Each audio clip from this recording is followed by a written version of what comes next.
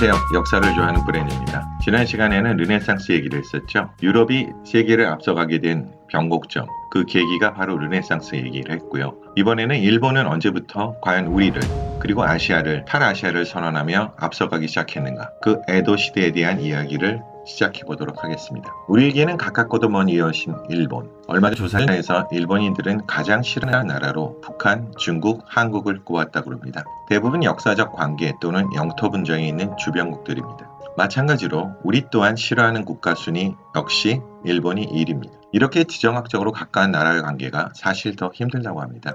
우리와 일본만이 아닌 독일과 프랑스의 관계도 견원지간은 마찬가지라고 합니다. 우리가 일본을 미워할 수 없는 이유는 수백 가지이지만 일본한테는 가위바위보조차 이기고 싶어 하지만 우리는 일본에 대하여 얼마나 알고 있을까요? 미움 때문에 마음과 눈을 닫아버리고 일본에 대하여 알려고도 하지 않는 것이 바로 문제라고 합니다. 우리는 너무도 일본을 모릅니다. 이기려면 사실 일본을 알아야죠.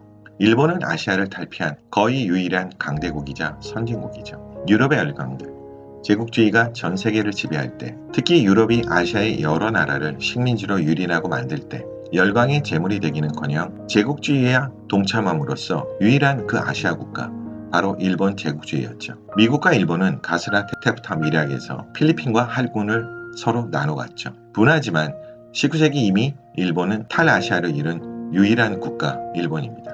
독일과 일본이 반성의 태도가 다른 것도 일본에게 아시아는 그다지 중요하지 않다는 오만감, 자신감이 팽배해 있다는 것이죠. 그렇다면 일본은 과연 언제부터 강해지고 아시아를 무시할 정도로 앞서간 것일까요? 대부분의 사람들은 일본의 근대화, 제국주의는 메이지 유신을 통해 이루어졌고 그 이전에는 우리보다 못한 미개한 국가로 알고 있죠. 물론 삼국시대, 특히 백제로부터 문명을 받았던 것은 사실입니다. 야마토 평원에서 시작된 처음으로 국가다운 모습을 갖춘 아스카 나라 시대에는 백제로부터 많은 문물로 인해서 발전했던 것이 사실입니다. 그렇지만 사무라이 계층이 권력을 잡은 막부 시대부터 일본은 조금씩 변하고 달라지죠.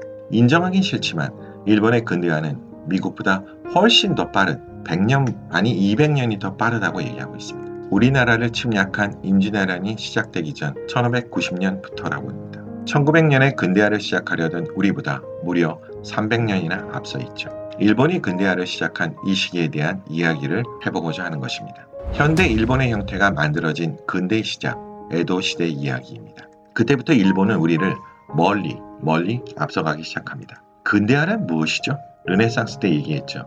르네상스처럼 바로 사람들의 생각이 깨어난다는 것이죠. 왜 지금이 존재하는가에 대한 의문, 시대의 변곡점을 만든 그 에도 시대 역사를 보고자 합니다. 고루한 사상에 얽매이지 않고 실용적이고 창의적인 생각의 발현, 정보와 지식이 특권층에게 독점되지 않고 대중에게 공유되는 것.